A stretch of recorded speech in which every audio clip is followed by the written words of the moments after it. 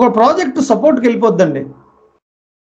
Client level support, help desk support ఉంటుంది. Client level support అంటే ఇప్పుడు ఇష్యూ వచ్చింది అనుకోండి డైరెక్ట్ మెయిల్కి వచ్చేస్తుంది. హెల్ప్ డెస్క్ సపోర్ట్ అనుకోండి, ఇష్యూ వచ్చింది అనుకోండి ఏం చేస్తారండి, మీరు ఐబీఎం యాక్సెంచర్లో వర్క్ చేస్తున్నారు, మీ కంపెనీ ఇంప్లిమెంట్ చేసేసింది జిఎం మోటార్స్, నెలకి ఇంత ఉంటుందండి, మంత్లీ ఇంత ఉంటుంది, 30 lakhs 25 lakhs. ఎందుకంటే టీంలో ఒక 5 to 7 members అని సపోర్ట్లో వర్క్ చేస్తారు ఈ ప్రాజెక్ట్లో.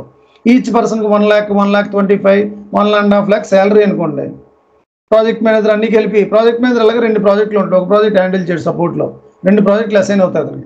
ఇప్పుడు హెల్ప్ డెస్క్ సపోర్ట్ అంటే, క్లయింట్ లెవెల్ సపోర్ట్ అంటే మంత్లీ ఎంత ఛార్జ్ చేస్తారు మీ కంపెనీ క్లయింట్ దగ్గర, జిఎం మోటార్స్ దగ్గర, అది క్లయింట్ లెవెల్ సపోర్ట్ అండి. దానికి ఇంకా ఇష్యూస్తో క్యాలిక్యులేషన్ ఉంటుందండి.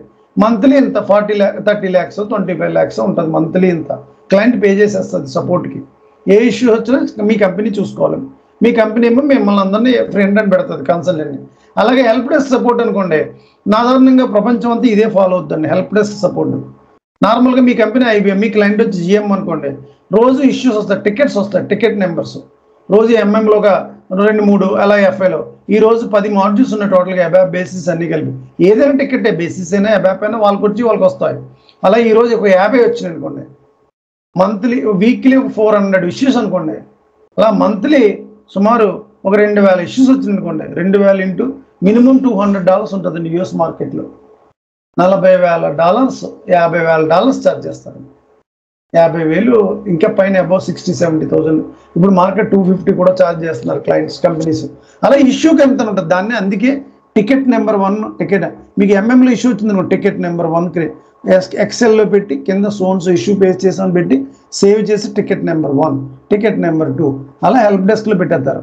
మీరు ప్రాజెక్ట్కి వెళ్ళినప్పుడు ఈరోజు మండే ఆఫీస్కి వెళ్ళారు, హెల్ప్ డెస్క్ అని ఉంటుందండి ఒకటి, అది క్లిక్ చేస్తే ఎఫ్ఐ ఎంఎం ఎస్డి అని ఉంటాయి. మీ ఎంఎం క్లిక్ చేసుకుని ఏ టికెట్స్ ఉంటే ఆ టికెట్స్ సాల్వ్ చేయాలి.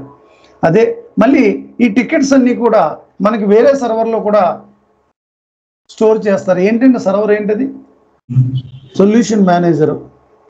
ప్రాజెక్ట్ మేనేజర్ వేరే కంట్రీలో ఉంటాడు, మీరు ప్రాజెక్ట్ చేస్తున్నారు ఇండియాలో, కానీ మీది డిఫరెంట్ ఆఫ్ ఉండాలని రూల్ లేదే, వేరే కంట్రీలో ఉంటాడు, యూఎస్లోనో కెనడాలోనో ఆస్ట్రేలియాలో. 2 ప్రాజెక్టులు ఉంటాయి, ప్రాజెక్ట్ మేనేజర్ ఒక ప్రాజెక్ట్ మీదే కదా ఇంకో ప్రాజెక్ట్ కూడా ఉంటుంది, చూసుకుంటూ ఉంటాడు. అప్పుడు మీరు చేసిన వర్క్ని సొల్యూషన్ మేనేజర్ అని సర్వర్ ఉంటుంది.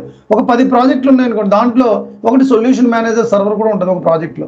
అన్నీ మెయింటైన్ చేయాలని రూల్ లేదు. ఆ కంపెనీలో మీ కంపెనీలో సొల్యూషన్ మేనేజర్ ఉందనుకోండి, మీరు చేసిన వర్క్ని సోలార్ కూడా ఇస్తే దాంట్లో ఎఫ్ఐ ఎంఎం ఎస్డి అని వస్తాయి. మీరు చేసిన వర్క్ని అక్కడ అప్డేట్ చేస్తారు. ఈ రోజు వర్క్ కంప్లీట్ అయింది అనుకోండి, కంప్లీటెడ్, లేకపోతే పెండింగ్ అయినది అనుకో వర్క్ ఇన్ ప్రోగ్రెస్, అలా సొల్యూషన్ మేనేజర్లో అప్డేట్ చేస్తారండి. సొల్యూషన్ మేనేజర్లో అప్డేట్ చేస్తారు.